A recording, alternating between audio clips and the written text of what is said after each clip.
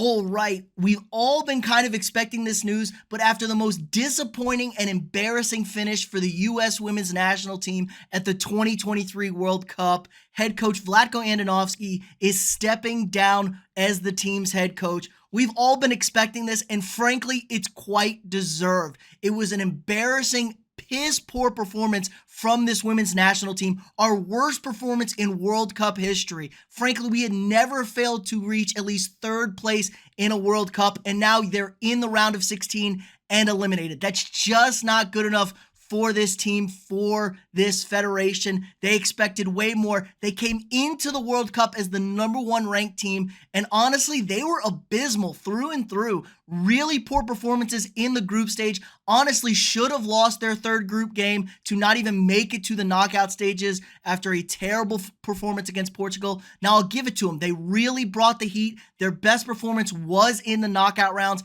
against Sweden, but ultimately falling short in penalty kicks. And honestly, that game was just a microcosm of everything that has been with this U.S. women's team under head coach Vlatko Andonovski. It just hasn't been good enough. When it comes down to it, they haven't been able to get the goals, to make the plays, to beat good teams. He was 51-5-9 as the head coach, but poor performance in the Olympics with them in 2021 in Tokyo, including a 3-0 loss to that Sweden team in Tokyo to start things off, and now a round of 16 exit.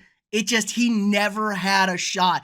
And let's be real, since he took over this team in 2019, the odds were always stacked against him. They're coming off of back-to-back World Cup wins in 2015 and 2019. I don't envy him being in that situation. Honestly, anything but a final appearance in this World Cup from the women's team would have been a letdown. I mean, you have to get to the finals. They've been to 3 straight finals. The talent on this team and in this country is way too good. So his fate was ultimately sealed when we kind of knew that this team was not getting to a final, let alone winning a World Cup. It was very, very obvious watching this team play, and he kind of did a terrible job of bridging the gap between 2 generations of stars. We had 1 foot in the door, 1 foot out the door. The team had a really large dichotomy of players, and it just didn't ever work out. You had your Alex Morgans, your Megan Rapinos, who've already won 2 World Cups. They've got all the stardom in the United States. It's hard to keep that hunger when you're living a really, really good life and you're on your way out. And then you had your younger generations, your Naomi Girmas, your Sophia Smiths, who are so young. They're just, they know they have more World Cups in front of them. There really wasn't that generation of players that say, hey, this is my spot. I have to win this World Cup. We have to perform. And frankly, it showed on the field. And he was really, really questionable with his tactics, his substitution decisions. I mean, the big advantage of the United States is we are the deepest team in the world. We have the most talented ladies in the world. Now, you can talk about how everyone else is catching up to us and they finally caught up to us, but that's still no excuse for this team to have been out in the round of 16. He wouldn't substitute. He really didn't trust the depth of this team. Is he really saying that we didn't have more than 11, 12, maybe 13 girls that he was okay with putting out there, that he felt comfortable with? That should never be the case for United States women's national team. We should be able to run 15, 16 deep and be as good as anybody on the planet.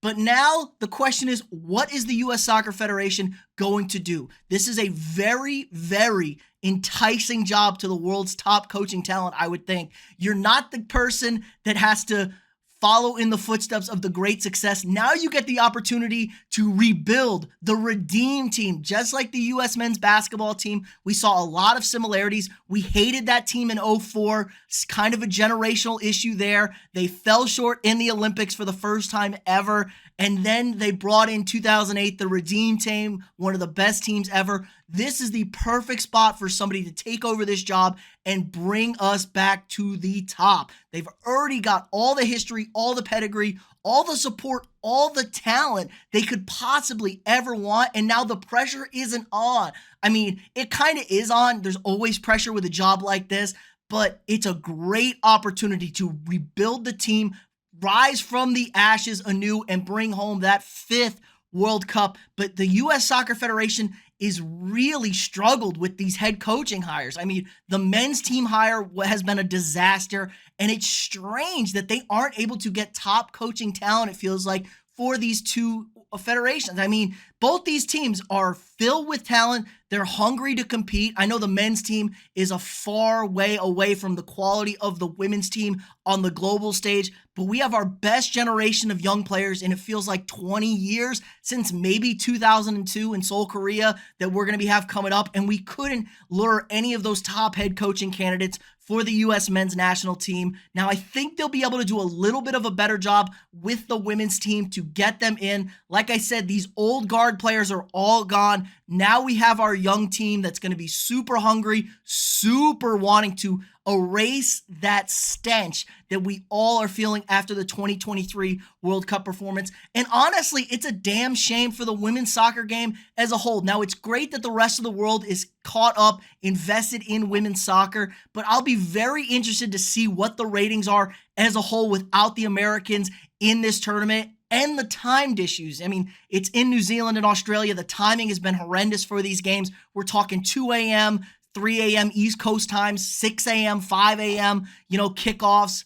It's just not easy to watch. And the Americans not being in is really going to take a hit because U.S. watches women's soccer. I'll give us that. We are a large audience for them. So I'll be interested to see what the numbers look like because honestly, it's been a fantastic tournament. A lot of upsets, a lot of new start up-and-comers. We're going to have a brand new champion on Sunday with Spain playing England. It should be a lot of fun. It's a 6 a.m. Eastern kickoff. Wake up, drink your Sunday morning coffee, have some, mimosas or something, watch that game. But let me know what y'all think in the comments below. Who is the right person to hire for this job? Are we going to be able to get somebody out there that is going to turn this program around? Let me know what y'all think in the comments below. Again, like this video, subscribe to the channel if you're not already, share this video with your friends, and I'll see y'all tomorrow.